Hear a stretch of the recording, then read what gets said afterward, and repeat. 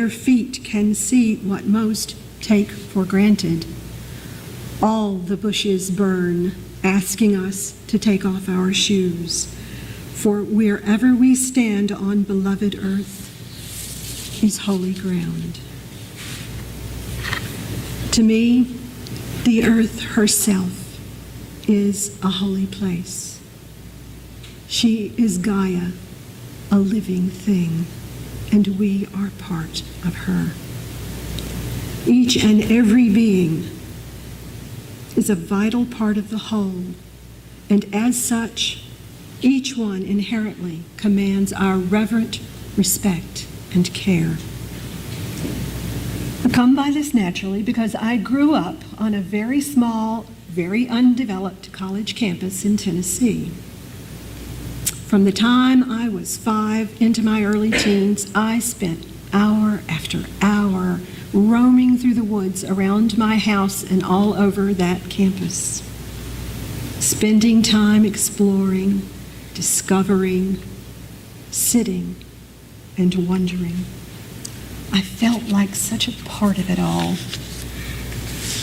Then high school, college, marriage, children, work, the usual suspects, took me away from my woods until the time when I was in my 40s that my father was diagnosed with terminal lung cancer.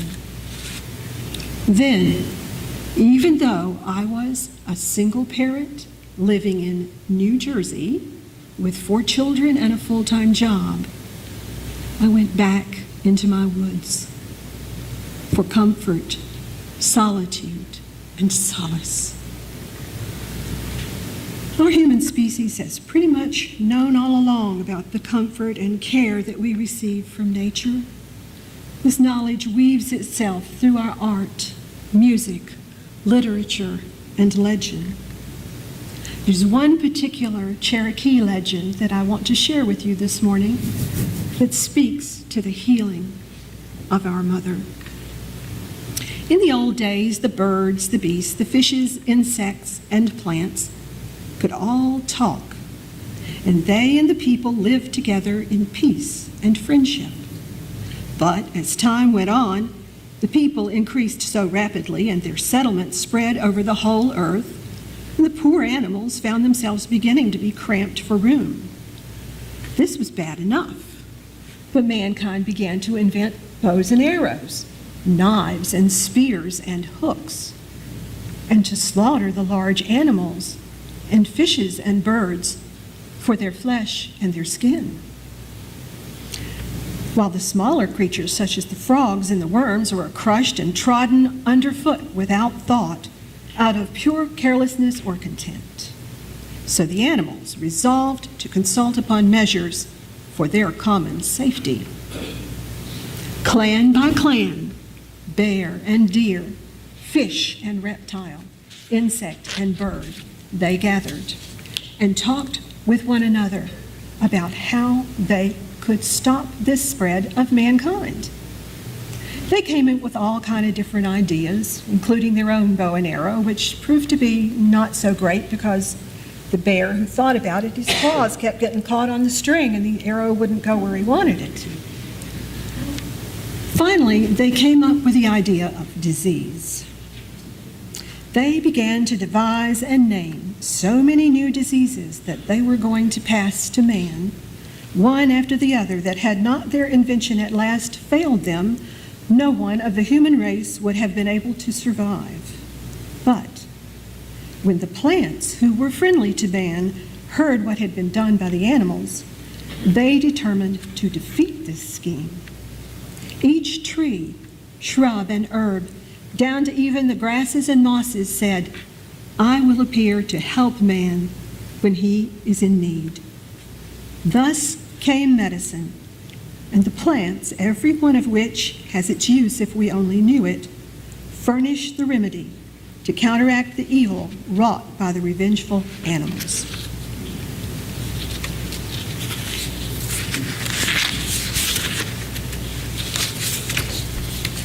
We know within ourselves that nature cares for us, heals us, Now, there's a growing body of scientific evidence that validates that which we already know. Studies confirm that we receive physical, mental, and spiritual benefits from reconnecting with nature and through nature with our deepest selves. In Japan, research has led to the investment by the nation and the culture in a practice known as Shinrin-yoku, or forest bathing, a way to immerse oneself in the forest, being present there with all 5 senses. The controlled studies in both Japan and by neuroscientists in the US and other countries have measured such things as lowered cortisol levels, that's the stress hormone, decreased blood pressure, a lower pulse rate, higher heart rate variability, which is indicative of flexibility and adaptive response, altered cerebral blood flow in a manner associated by neurology with relaxation has also been measured. Coupled with all of these things are changes in the immune system, specifically increased killer cells, improved functionality of antiviral cells, and increased intracellular anti-cancer proteins. It is thought that chemicals secreted by plants, by the forest, especially pine trees, evergreens, are a factor in this. It's also shown that your benefits are linked to how much time you spend in nature. These studies went from 20 minutes of walking in a park to a 4-day backpacking trip. The results would last according to how long you spent in nature, at least a week. With all these physical benefits of time spent reconnecting with our Mother Earth, it should come then as no surprise that there are mental and emotional benefits as well. Neuroscientist David Strayer is quoted as saying, "Time in nature is an antidote to the constant distraction of our digital lives." And there's much evidence to support and explain this statement. This almost constant, for some, distraction, this unyielding busyness, puts a strain on the prefrontal cortex of our brain, that area associated with complex cognitive behavior and modification or moderation of social behavior. This strain can lead to cognitive fatigue and decreased ability to attend to stimuli, making it harder to focus, think deeply, or get new ideas. Can any of us identify with those feelings? I'll bet. But in a natural environment, the prefrontal cortex quiets down, and what's called the imagination network of our brain kicks in. Then we experience what is known as soft focus. The attention to sensory stimuli like the leaves rustling or the ebb and flow of the tide. I bet you can think of times when you've experienced that too, that softening, that relaxing.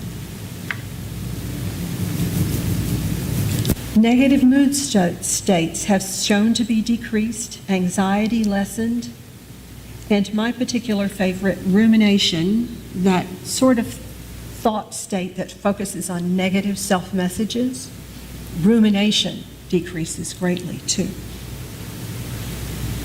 Creativity is enhanced. Connection with nature can be seen as attention restoration therapy. Or to quote Anne Lamott, most everything works better if you unplug it for a while, including you. Lastly, there are spiritual benefits. I ask you now to do a little exercise with me, to come to a place within yourself and within nature. When we're done, I'll ring this bell. Get comfortable in your chair. feet on the floor. Close your eyes and take in a deep breath, letting it out slowly as you center within yourself. Now, imagine that you've spent the day hiking in the vast canyonland of Zion National Park. All day, you have been surrounded by ancient sandstone formations, huge red monoliths that tower into the wide, deep blue sky. You have now come to the end of your day and are sitting in your campground on stones around a blazing campfire. Feel the cool of the night on your back and all around you. Sense the stillness of this place. Feel the warmth of the campfire in front of you. Smell the satisfying scent of the wood smoke. Smell the water in the air as you hear the rumble of a distant storm on the horizon.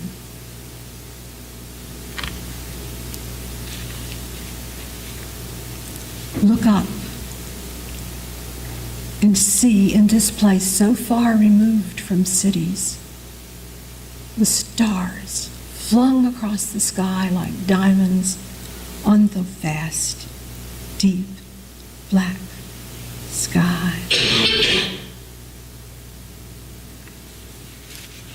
And the Milky Way stretching from horizon to horizon, embracing you.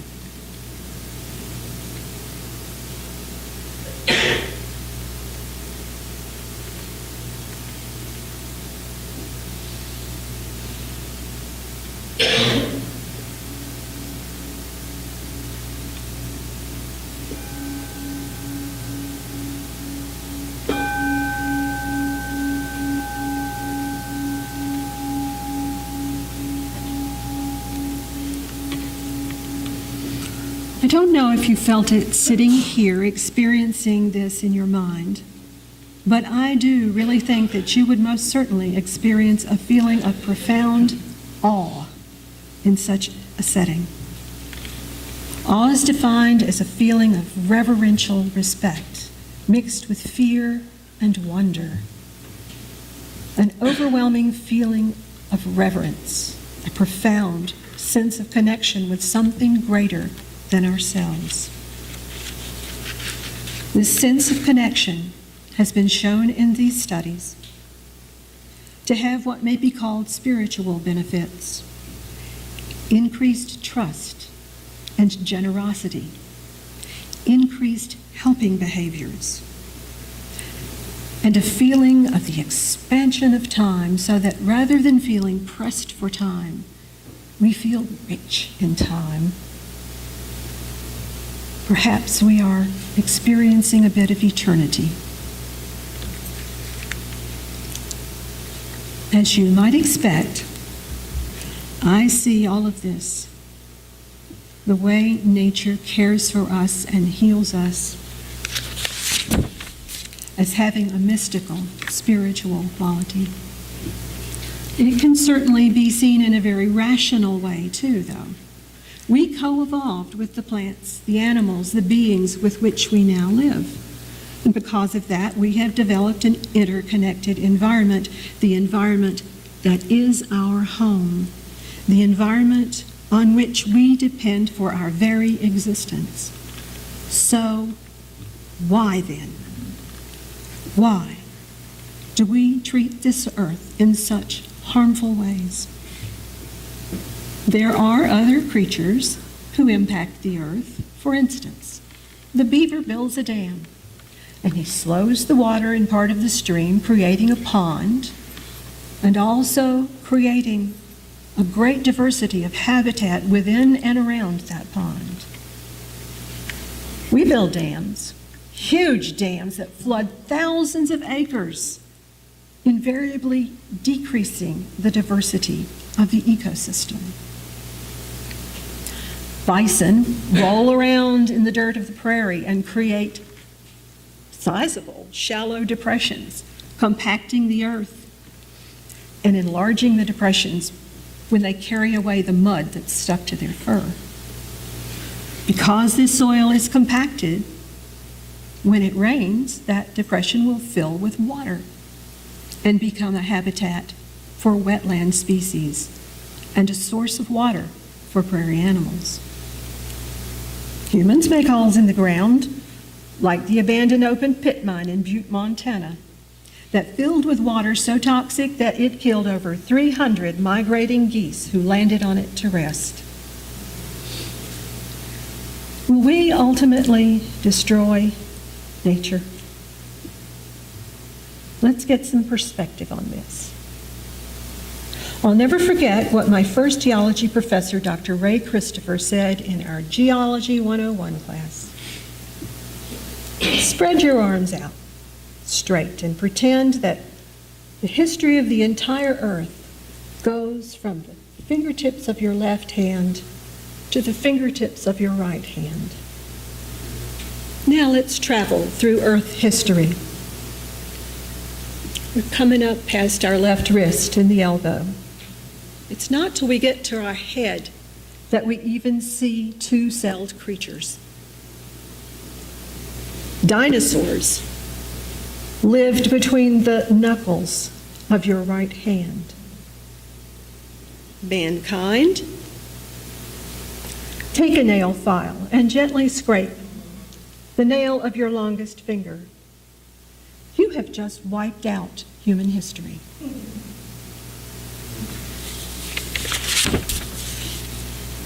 But even though we're just a blip, a hiccup on this earth, she cares for us.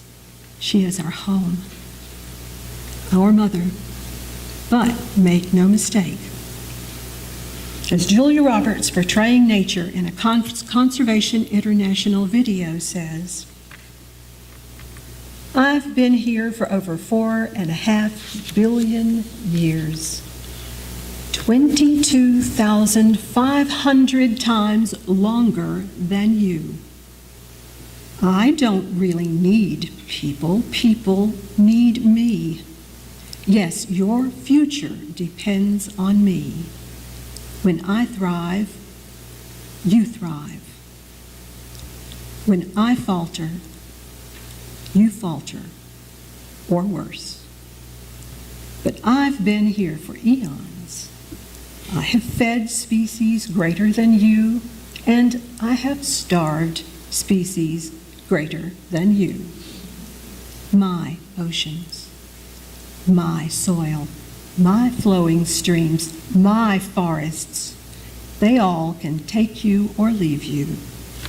How you choose to live each day, whether you regard or disregard me, doesn't really matter to me one way or the other. Your actions will determine your fate, not mine. I am nature. I will go on. I am prepared to evolve. Are you?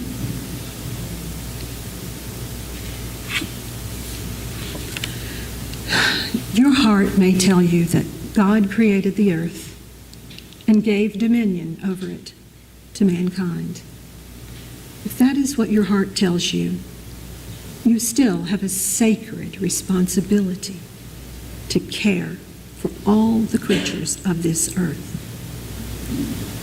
If perhaps your heart is more like mine, and you feel that we are creatures of this earth, children of our mother,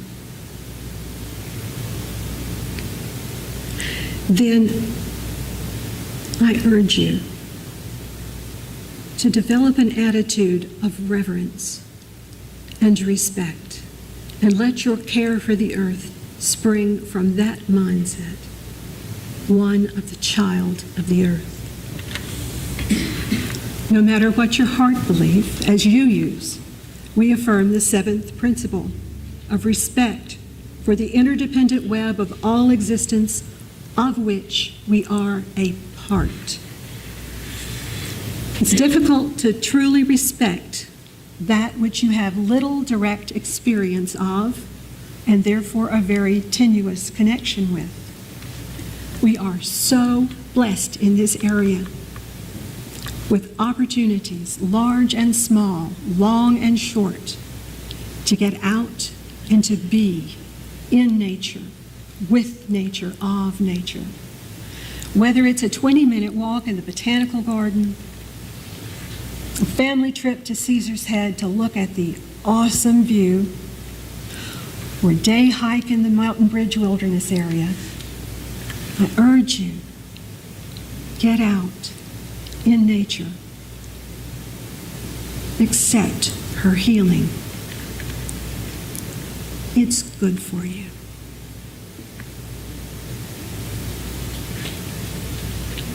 Now, if you'll turn in your blue hymnal to number 1064.